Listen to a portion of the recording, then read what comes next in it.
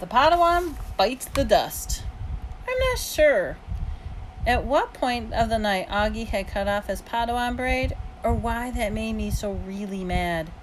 I had always found the obsession with everything Star Wars kind of geeky, and that braid in the back of his hair with that little beads was just awful. But he had always been so proud of it, of how it took so long to grow it, and how he had chosen the beads himself at the craft store at Soho. He and Christopher, his best friend, used to play with the lightsabers and Star Wars stuff whenever they got together, and they had both started growing their braids at the same time. When August cut his braid off that night, without any explanation, without telling me beforehand, which was really surprising, or even calling Christopher, I was just so upset. I can't even explain why. I've seen Augie brushing his hair in the bathroom mirror. He meticulously tries to put every hair in place. He tilts his head to look at himself from different angles, and there's some magic perspective inside that mirror that could change the dimensions of his face. Mom knocked on my door after dinner. She looked drained, and I realized that between me and Augie, today had been a rough day for her too. So, do you want to tell me what's up? She asked nicely and softly. No, not now, okay? I answered. I was reading. I was tired. Maybe later I was willing to tell her about Miranda, but not now. Okay, well, I'll check in before bed, she said. And then she came over and kissed me on the top of my head. Can Daisy sleep with me tonight? Sure, I'll bring her in later. Don't forget to come back, I said when she left. I promise. But she didn't come back that night. Dad did. He told me Augie had had a bad first day and Mom was helping him through it. He asked me how my day had gone, and I told him fine. He said he didn't believe me for a second, and I told him Miranda and Ella were acting like jerks. I didn't mention how I took the subway home by myself, though. He said nothing, test of friendship, like high school, and then proceeded to poke fun at the fact that I was reading War and Peace. Not real fun, of course, since I'd heard him brag to people that he had a 15-year-old who read Tolstoy, but he liked to rib me about where I was in the book. In the war part, or in the peace part, and if there was anything in there about Napoleon days or hip-hop dancer. It was all silly stuff, and Dad managed to make everyone laugh, and sometimes that's all you needed from him is a laugh to feel better. Don't be mad at Mom, he said, and he bent down to give me a kiss goodnight. You know how much she worries about Augie? I know, I acknowledged. Want the light off? It's getting kind of late, he said, pausing by the light switch at the door. Can you bring Daisy in first? 2 seconds later, he came back with Daisy dangling in his arms and laid her down next to me on the bed. Good night, sweetheart, he said, kissing my forehead. He kissed Daisy on the forehead, too. Good night, girlie. Sweet dreams. An apparition at the door. Once I got up in the middle of the night because I was thirsty, and I saw Mom standing outside Augie's room. Her hand was on the doorknob. Her forehead was leaning against the door, which was ajar. She was going to in his room or stepping out, or just standing right outside the door, as if she was listening to the sound of his breathing as he slept. The hallway lights were all out. The only thing illuminating her was a blue nightlight in August's room. She looked like a ghost, standing there. Or maybe I should say angelic. I tried to walk back into my room without disturbing her, but she heard me and walked over to me. Is Augie okay? I asked. I knew sometimes she would wake up and check on him, because sometimes he'd wake up choking on his own saliva if he accidentally turned over on his back. Oh, he's fine, she said, wrapping her arms around me. She walked me back to my room and pulled the covers over me and kissed me goodnight. She never explained what she was doing outside his door, and I never asked. I wonder how many times a night she stood outside the door. And I wonder if she ever stood outside my door like that. Breakfast. Can you pick me up from school today? I said the next morning, smearing some cream cheese on my bagel. Mom was making August's lunch, American cheese on whole wheat bread that soft enough for August to eat. While August sat eating oatmeal at the table, Dad was getting ready to go to work. Now that I was in high school, the new routine was going to be Dad and I would take the subway together in the morning, which meant his having to leave 15 minutes earlier than usual. I'd get off at my stop and he'd keep going, and Mom was going to pick me up after school in the car. Oh, I was going to call Miranda's mother and see if she could drive you home again, Mom answered. No, Mom, I said quickly. You pick me up or I'll just take the subway. You know I don't want you taking the subway by yourself, she answered. Mom, I'm 15. Everybody my age takes the subway by themselves.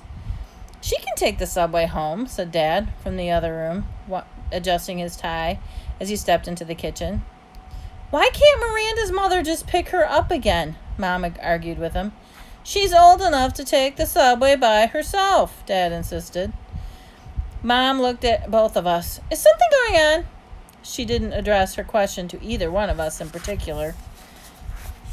Well, you would have known if you had come back to check on me, I said spitefully, like you said you would.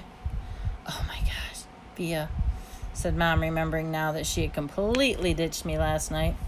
She put down the knife she was using to cut Augie's grapes in half, still a choking hazard for him because of the size of his palate.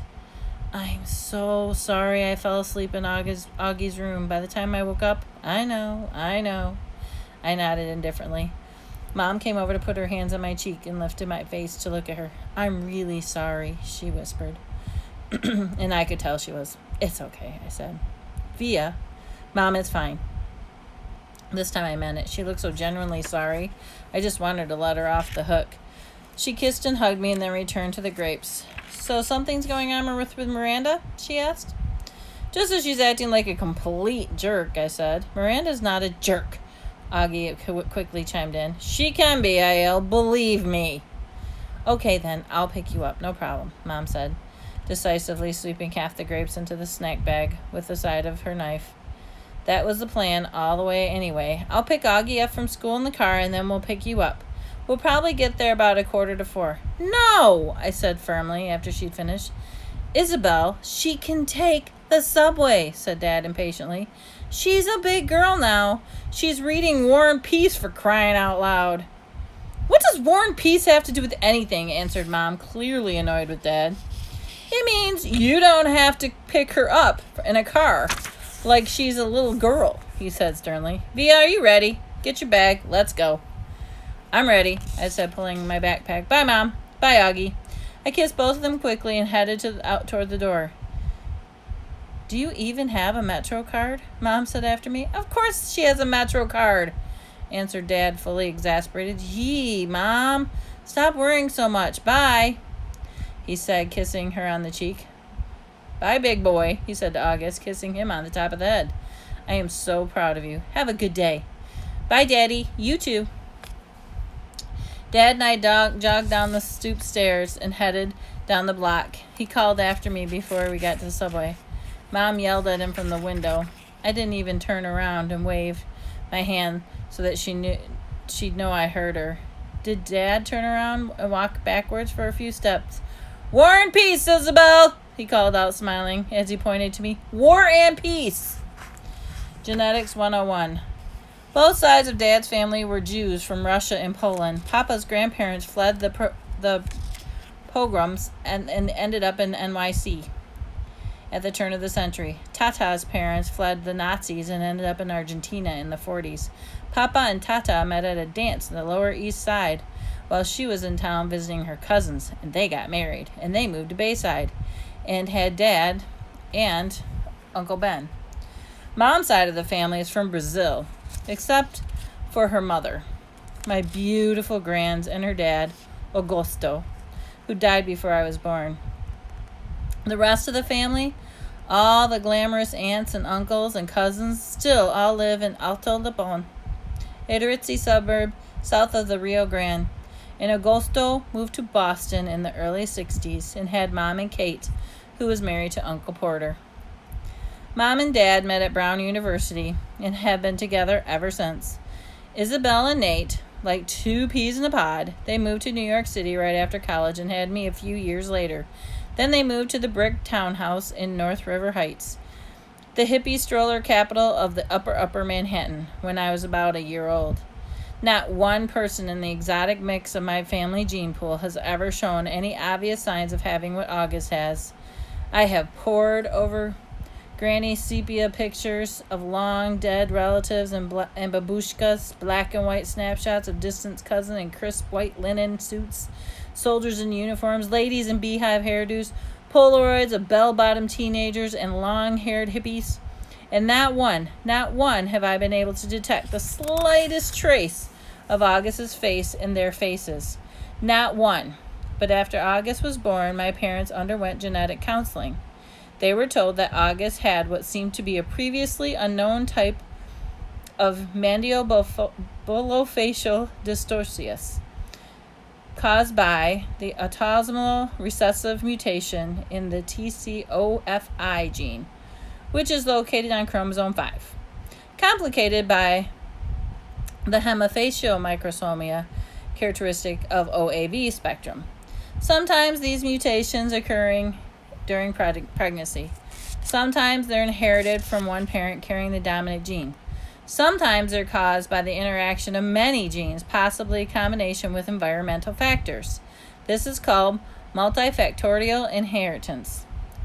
In August's case, the doctors were able to identify one of the single nucleoid deletion mutations that made the war on his face. The weird thing is, though, that you'd never know it from looking at them. Both my parents carry that mutant gene. And guess what? I carry it too. The Punnett squares. If you have children, there are 1 in 2 chance that I will pass off the recessive gene to them. It doesn't mean they'll look like August, but they'll carry the gene that got double dosed in August and help make him the way he is. If I marry someone who has the same defective gene, there's a 1 in 2 chance that our kids will carry the gene and look totally normal, and another 1 in 4 chance that the kids will not carry the gene at all, and a 1 in 4 chance that the kids will look like August. If August has children with someone who doesn't have the trace of the gene, there's a 100% chance that their kids will inherit the gene, but a 0% chance that their kids will have a double dose of it, like August, which means they'll carry the gene no matter what, but they could look totally normal if he marries someone who has the gene. Their kids will have the same odds as my kids. This only explains part of August. That is explainable. There's another part of the genetic makeup that's not inherited. It's just incredibly bad luck. Countless doctors have drawn tic-tac-toe grids for my parents over years, trying to explain the genetic lottery to them. Genetics that use the Punnett squares to determine inheritance, recessive genes, dominant genes, probabilities and chance, but for all that they know, there's more that they don't. They try to forecast the odds, but they can't guarantee them. They use terms like germline mosaicism, chromosome rearrangement, or delayed mutation to explain why the science is not an exact science. I actually like how the doctors talk, like the sound of the science. I like the words that they, even though I don't understand them, and it explains things you can understand. There are countless people in the world like germline mosaicism, chromosome rearrangement, or delayed mutation. Countless babies who will never be born like mine. Out with the old. Miranda and Ella blast it off. They attached themselves to a new crowd, destined for high school glory. And after a week of painful lunches, where all I could do was talk about people that didn't interest me, I decided to make a clean break for it. They asked no questions. I told no lies. We just went separate ways. I didn't even mind after a while. I stopped going to lunch for about a week, though, to make transition easier, to avoid the fake, "Oh, shoot, there's no room at your table, Olivia." It was easier just to go eat in the library and read. I finished War and Peace in October. It was amazing. People think it's such a hard read, but really, it's just soap opera with lots of characters. People falling in love, fighting for love, dying for love. I want to be in love like that someday. I want my husband to love me the way Prince Andrei loved Natasha.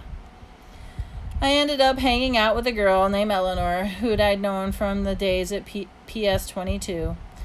Although we'd gone to different middle schools, Eleanor had always been a really smart girl.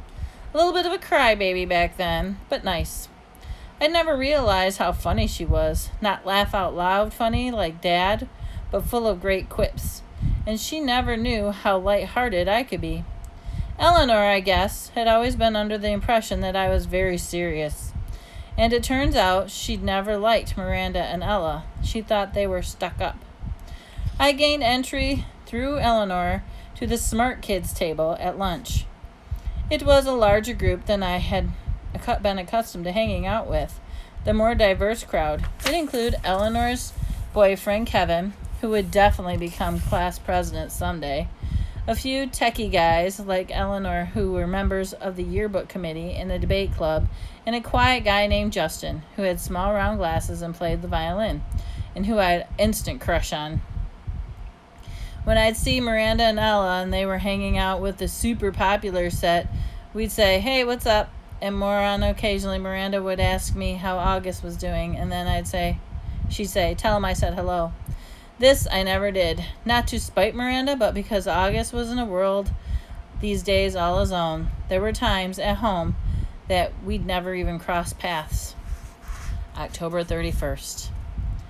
Grans had died the night before Halloween. Since then, even though it's been 4 years, this has always been a very sad time of year for me. And for Mom, too. Though she doesn't always say it. Instead, she immerses herself in getting August's costume ready. And since we all know Halloween is his favorite time of year, this year was no different. August really wanted to be a Star Wars character called Boba Fett. So Mom looked at for Boba Fett costume in August's size, which, strangely enough, was out of stock everywhere.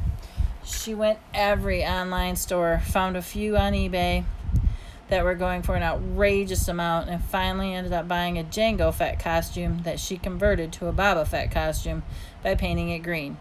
I would say in all, she must have spent 2 weeks working on that stupid costume. And no, I won't mention the fact that Mom has never, ever made any of my costumes, because it really has no bearing on anything at all. The morning of Halloween, I woke up thinking about Grans, which made me feel really sad and weepy. Dad kept telling me to hurry up and get dressed, which just stressed me out even more, and then suddenly I started crying. I just wanted to stay home. So Dad took August to school that morning, and Mom said I could stay home, and the two of us could cry together for a while. One thing I knew for sure, however, was how much I missed my Gran. Mom must have missed her more. All those times August was clinging to her life after surgery, all those rush trips to the ER, Grans had always been the one there for Mom. It felt good to cry with Mom, for both of us. At some point, Mom had the idea of our watching The Ghost and Mrs. Muir together, which was one of our all-time favorite black and white movies. I agreed that this was a great idea. I think I probably would have used the weeping session as an opportunity to tell Mom everything that was going on at school with Miranda and Ella. But just as we were sitting down in front of the DVD player, the phone rang. It was the nurse from August's school calling to tell Mom that August had a stomach ache and should be picked up. So much for the old movies and the mother-daughter bonding. Mom picked August up, and the moment he came home, he went straight to the bedroom and threw up. Then he went to his bed and pulled up the covers over his head. Mom took his temperature, brought some hot tea, and assumed that August's mom role again, and Via's mom, who had come out for a little while, was put away. I understood, though. August was in bad shape. Neither of us asked him why he wore his bleeding scream costume to school instead of the Boba Fett costume Mom had made for him. If it annoyed Mom to see the costume she had worked on for 2 weeks and tossed on the floor unused, she didn't show it. Trick or treat. August said he wasn't feeling well enough to go trick-or-treating after that afternoon, which was sad for him because I know how much he loved to trick-or-treat, especially after it got dark outside. Even though I was well beyond the trick-or-treating stage myself, I usually threw some mask on to accompany him up and down the block, watching and knocking on people's door, giddy with excitement. I knew it was one night of the year that he could truly be like every other kid. No one knew he was different under that mask. To August, that must have felt absolutely amazing. At 7 o'clock that night, I knocked on his door. "Hey," I said. "Hey," he said back. He wasn't using his PlayStation or reading a comic book. He was just lying on his bed looking up at the ceiling. Daisy, as always, was next to him on the bed, her head draped over his legs. The bleeding Scream costume was crumpled up on the floor on the Boba Fett costume. "How's your stomach?" I said, sitting next to him on the bed. "I'm still nauseous." "You sure you're not up for Halloween parade?" "Positive." This surprised me. Usually August was such a trooper about his medical issues, whether it was skateboarding a few days after his surgery or sipping food through a straw when his mouth was practically bolted shut. This was a kid who had gotten more shots, taken more medicines, put up with more procedures by the age of 10 than most people would have put up in their 10 lifetimes, and he was sidelined with a little nausea. "You want to tell me what's up?" I said, sounding like a bit like Mom. "No." "Is it school?" "Yes." "Teachers, schoolwork, or friends?" He didn't answer. "Did someone say something?" I asked. "People always say something," he answered bitterly. I could tell that he was close to crying. "Tell me what happened," I said. He told me what happened. He had overheard some very mean things the boys were saying about him. He didn't care about the other boys, he said. He expected that, but he was really hurt that one of his boys, that was his best friend, Jack Will. I remember him mentioning Jack a couple of times over the past few months. I remembered Mom and Dad saying it seemed like a really nice kid, and they were glad that August had already made a friend like that. "Oh, August, sometimes kids are so stupid," I said softly, holding his hand. "I'm sure he didn't mean it." "Then why would he say it? He's been pretending to be my friend this whole time. Tishman probably bribed them all with good grades or something. I bet you he was like, 'Hey, Jack, if you make friends with the freak, you don't have to take any of the exams this year.'" "You know that's not true. And don't call yourself a freak." "Whatever. I just wish I'd never gone to school in the first place." "But I thought you were liking it." "I hate it." He was angry all of a sudden, punching his pillow. "I hate it. I hate it. I hate it." He was shrieking at the top of his lungs. I didn't say anything. I didn't know what to say. He was so hurt. He was so mad. I let him have a few more minutes of his fury, and Daisy started licking the tears off his face. "Come on, Augie," I said, patting his back gently. "Why don't you put on your Jabba Fett costume in?" It's Boba Fett, not Jango Fett." Why does everybody mix that up?" "Okay, Boba Fett costume," I said, trying to stay calm. I put my arm around his shoulder. "Let's go for the parade, okay?" "If I go to the parade, Mom will think I'm feeling better, and she'll make me go to school tomorrow." "Mom would never make you go to school," I answered. "Come on, Augie, let's just go. It'll be fun, I promise." "I'll let you have all my candy." He didn't argue. He got out of his bed, slowly pulling on his Boba Fett costume, and I helped him adjust the straps and tighten his belt. And by the time he had put the helmet on, I could tell he was feeling a little better.